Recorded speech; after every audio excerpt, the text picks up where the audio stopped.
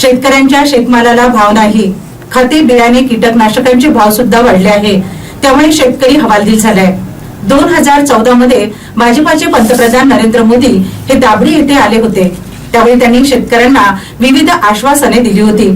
सर्व आश्वासने फोल ठरल्याने त्याला 11 वर्ष पूर्ण झाल्याने स्मरण म्हणून काँग्रेसने आत्मसन्मान पदयात्रा काढली। महाराष्ट्र राज्य प्रदेश काँग्रेस कमिटी यवतमाळ जिल्हा काँग्रेस कमिटीच्या वतीने दाबडी येथे शेतकरी आत्मसन्मान यात्रा काढली। या यात्रेचे रूपांतरण कृषी उत्पन्न बाजार समिती येथे शेतकरी मेळाव्यात करण्यात आले होते। यावेळी पुढे बोलताना ते म्हणाले की 2014 मध्ये आजचे पंतप्रधान नरेंद्र मोदी यांनी शेतकऱ्यांना शेतीमालाला 1.5 भाव देऊ, शेतकऱ्यांची कर्जमाफी करू, स्वामीनाथन आयोगाच्या शिफारसी लागू केले जाईल असे आश्वासन दिले होते। पंतप्रधान नरेंद्र मोदी यांनी शेतपिकाची MSP फक्त 45% वाढविली। काँग्रेसचे पंतप्रधान मनमोहन सिंग हे असताना त्यांच्या 10 वर्षाच्या कार्यकाळात शेतपिकाची MSP हे 121% वाढविली होती। शेतकऱ्यांना खत बियाणे यांच्यावर सबसिडी देऊन शेतकऱ्यांच्या हिताचे निर्णय घेत होते। भाजपा सरकारने त्यांच्यावर 18% GST लावली। 500 रुपये सावकारीचे लायन्स देऊन व्यापाऱ्याकडून शेतकऱ्यांना लुटला जात आहे। दाबडी येथे नरेंद्र मोदी यांनी जे वचने दिली होती ती पूर्ण केली नाही, म्हणून जाब विचारण्यासाठी ही पदयात्रा काढण्यात आल्याचे त्यांनी सांगितले। दाबडी येथील श्री ओंकारेश्वर मंदिर येथे दर्शन घेऊन काँग्रेसचे प्रदेशाध्यक्ष हर्षवर्धन सपकाळ यांच्या नेतृत्वाखाली शेतकरी आत्मसन्मान पदयात्रा दाबडी ते आर्णीपर्यंत करण्यात आली। ही पदयात्रा दाबडी तेंडोळी उमरी फाटा या मार्गावरून मार्गक्रमण करीत आर्णी शहरातील कृषी उत्पन्न बाजार समिती येथे पोहोचली। तेथे शेतकरी आत्मसन्मान पदयात्रेचा समारोप शेतकरी मेळावा घेऊन करण्यात आला। या कार्यक्रमाचे अध्यक्ष काँग्रेसचे प्रदेशाध्यक्ष हर्षवर्धन सपकाळ, महाराष्ट्र प्रदेश काँग्रेस कमिटीचे उपाध्यक्ष मोहन जोशी, खासदार प्रणिता शिंदे, खासदार प्रशांत पटोळे, खासदार प्रतिभा धानोरकर, आमदार बाळासाहेब मांगुळकर, माजी मंत्री शिवाजीराव मोघे, माजी मंत्री माणिकराव ठाकरे, माजी मंत्री वसंत पुरके, वामन कासावार, मनीष पाटील, संध्याताई सवालाके, माधुरी आडे, स्वाती येंडे, किरण मोघे, जितेंद्र मोघे, ॲडव्होकेट सचिन नाईक, साहेबराव कांबळे, अनीस अहमद, जावेद अन्सारी, तातू देशमुख, अनिल आडे, ॲडव्होकेट प्रदीप वानखेडे, सुनील भारती, छोटू देशमुख, अमोल मांगुळकर, राजू विरखेडे यांच्यासह पदाधिकारी व कार्यकर्ते उपस्थित होते। यावेळी मान्यवरांनी समायोजित मार्गदर्शन केले। प्रास्ताविक माजी मंत्री शिवाजीराव मोघे यांनी केले। संचालन माजी नगराध्यक्ष आरिस बेग यांनी केले, तर आभार सचिन नाईक यांनी मानले। केलं होतं आणि त्या सत्रात मला आठवते की आदरणीय गुल्हाने साहेब त्या सत्राला उपस्थित होते। जवळपास 19 आश्वासनं त्या ठिकाणी त्यांनी दिले होते आणि या 10 वर्षाच्या कार्यकालात 19 पैकी फक्त आमच्या माहितीनुसार ते आश्वासन पूर्ण झालं नाही, पण भाजपवाले दावा ठोकत आहे की आम्ही एक आश्वासन पूर्ण केलं आणि 18 आश्वासनं अजूनही प्रलंबित आहे। आणि जवळपास हा विषय 2014 पासून 145 महिने झाले। आश्वासनं दिले, सगळी चर्चा केली, आमचे सगळे घोडे भाबडे जे काही शेतकरी होते त्यांच्या आश्वासनाला भुलले आणि भकाभक कमळाच्या बटपा दाबून तुम्ही 14 मध्ये भाजपाचं सरकार आणलं। 14 मध्ये भाजपाचं सरकार आणलं, 14 ते 19 पर्यंत ते सरकार चाललं। नंतर पुलवामाचा हल्ला झाला, त्या हल्ल्याचा फायदा भाजप त्यांनी सरकार आणलं। या गोष्टीला जवळपास 10 वर्ष पूर्ण झाले, पण या 10 वर्षात एकही आश्वासन त्या ठिकाणी प्रामुख्याने काही मागण्या मी या ठिकाणी सांगू इच्छिते की शेतकऱ्यांची सरसकट कर्जमाफी, शेतकऱ्यांना पूर्ण 24 तास वीज पुरवठा त्या ठिकाणी करल, शेतमालाला हमी भाव आम्ही देऊ, पण आजपर्यंत एकही आश्वासन त्या ठिकाणी पूर्ण झालं नाही। आणि त्या आश्वासनाची पूर्तता म्हणून आमचे नवनिर्वाचित प्रांताध्यक्ष आदरणीय हर्षवर्धन दादा यांनी बीड, परभणी, नांदेड आणि नंतर विदर्भातली ही पहिली शेतकरी सन्मान पदयात्रा या ठिकाणी आयोजित केली। मी मनापासून त्यांचं अभिनंदन करू इच्छिते की खऱ्या अर्थानं जमिनीवर असणारा नेता म्हणून त्यांची आगळीवेगळी ओळख आहे। राहुलजीच्या पंचायत राज संघटनात त्यांनी देशभरात काम केलं आणि कुठेतरी त्या कामाची पोचपावती म्हणून आज आपल्यासमोर ते प्रांताध्यक्ष म्हणून आहे। एकाही गोष्टीची आठवण त्यांना नाही, ती आठवण कुठेतरी आपण करून दिली पाहिजे।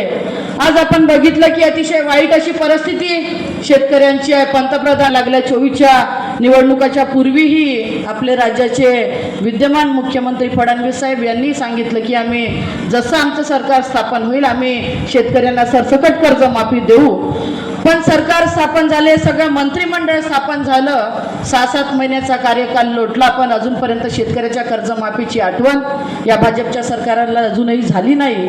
मग आमचा शेतकरी जो जगाचा पोशिंदा म्हणून काम करत आहे, आज राब शेतात राबत आहे, पण आपण बघितलं की महाविकास आघाडीचं सरकार या राज्यात होतं, चांगल्या पद्धतीचा भाव आमच्या कापसाला होता, आमच्या सोयाबीनला होता, आणि आता लावलेली लागत सुद्धा शेतकऱ्याची निघत नाही. अशी वाईट परिस्थिती, अतिशय दयनीय अशी परिस्थिती आमच्या शेतकऱ्यावरती येऊन पोचली.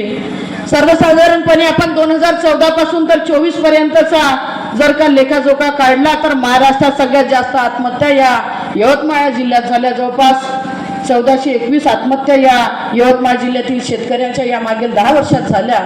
पण या शेतकऱ्यांची जाणीव करणारा, शेतकऱ्यांची काळजी घेणारा, शेतकऱ्यांच्या मालाला हमी भाव देणारा अजूनही कोणता नेता, कोणता राज्यकर्ता हा तयार झाला नाही. मग एवढं करूनही जर का शेतकऱ्यांनी मनावर घेतलं, आज या ठिकाणी बसलेले सगळे नेते मंडळी आहे ज्याच्या भरोशावर आम्ही मुठभर भाकर सुकानं खाता हो, त्यानं जर का मनावर घेतलं तर सगळ्यांना उपासमारीची वेळ ही आल्याशिवाय राहणार नाही. आज हा कार्यक्रम जो आहे हा आर्मीतून निघाला आणि हा वाया मुंबई दिल्लीपर्यंत हा संघर्ष आपल्याला सगळ्यांना घेऊन जायचा आहे. एवढ्या कमी टाळ्या वाजवत असाल तर मी बसून जातो. खरं बोलून राहिलो का खोटं बोलून राहिलो? करेंगे या मरेंगे हा एकदा पुन्हा नारा देण्याची आवश्यकता आहे. मायच्यानं तुला मी खरं सांगू राहिलो, कारण आज रोजी महाराष्ट्रात 6 आत्महत्या होऊ राहिल्या.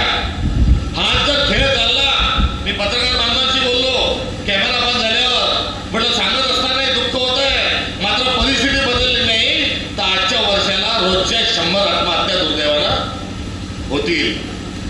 त्या सगळ्या पत्रकार बांधवांनी मला सांगितलं होतील काय साहेब, सुरू झाल्या आत्महत्या, वाढू राहिल्या.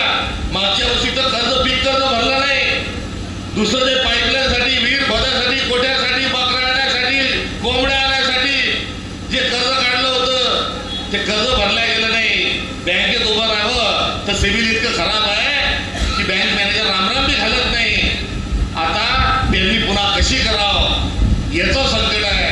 सावकाराच्या ताब्यात उभा गेल्याशिवाय पर्याय नाही.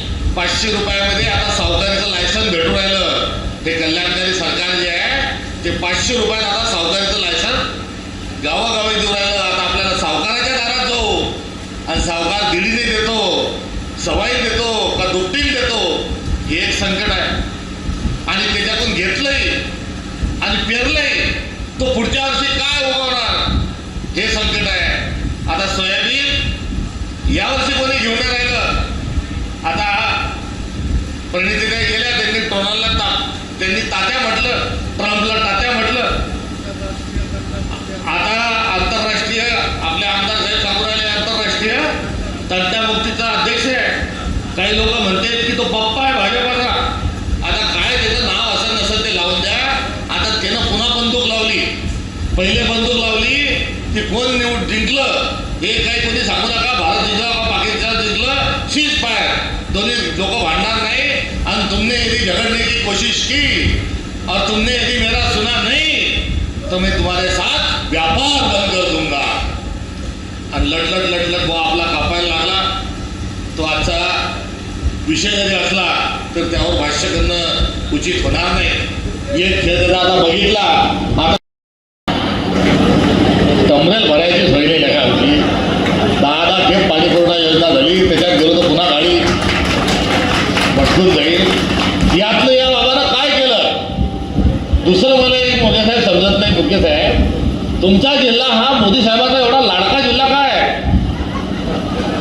लाडकी योजना, लाडका आमदार, लाडका मंत्री, लाडका ठेकेदार हे तर ऐकलं होतं. पण यवतमाळ हा लाडका जिल्हा आहे. तुम्ही नाही म्हणून राहिले मोदी साहेब, पण लाडका नाही तर हाच एक जिल्हा आहे महाराष्ट्रातला, भारतातला की 3 खेप 3 निवडणुकीत तुमच्या हाती आला. बरं आला लय लंब्या फेकल्या. मग दर निवडणुकीमध्ये एखाद्या दुकानातून गेलो, ते सांगितलं पण पैसे 1 तारखेला देऊन दे. आपल्या याच्यात नाही बसलं बजेट, नाही झाला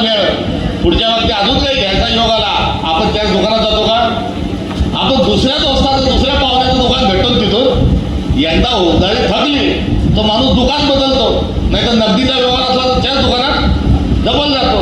हा भाव पहिला आला 2014ला. दाम दुप्पट शेतकऱ्याचं उत्पन्न वाढू म्हणे, दीडपट भाव देऊ, कृषी एक राहिला नाही आयटम. स्वामीनाथन आयोगाची 100% अंमलबजावणी करू हे सांगितलं. चालला गेला. दुसऱ्या खेपी पुन्हा आला आणि त्या बाबतीत आला. त्यानं ताई त्या बाबतीत सांगितलं की महिला बचत गटांना आता प्रत्येक महिला बचत गटाला मी 1-1 लाख देणार. लाडकी बहिणी योजना तिथूनच बिल्लू सोडलं होतं. 1-1 लाख प्रत्येक बचत गटाला देणार. ते दिले का? नाही. 3 निवडणुकीत हा भाव 3 वेळेस या जिल्ह्यात आला. याचं काय राज आहे हे राज आपल्याला समजलं पाहिजे की यवतमाळमध्ये वारंवार येतो. तर आपणही यवतमाळमध्ये वारंवार जिथे सभा झाल्या तिथे जाऊन त्याला बेडसावत आपण सोडणार आहोत. त्यामुळे आजची सभा ही यवतमाळची सभा नाही, ही भारताची सभा आहे. कारण चाय पे चर्चामध्ये इथंच त्यानं त्या शेतकऱ्यांना प्रश्न विचारले. आज आम्ही जेव्हा गेलो मंदिरात दर्शन घेतलं तेव्हा एक कास्तकार आला का तो म्हणे मला मोदीने स्टेजवर बोलवलं होतं. काय नाव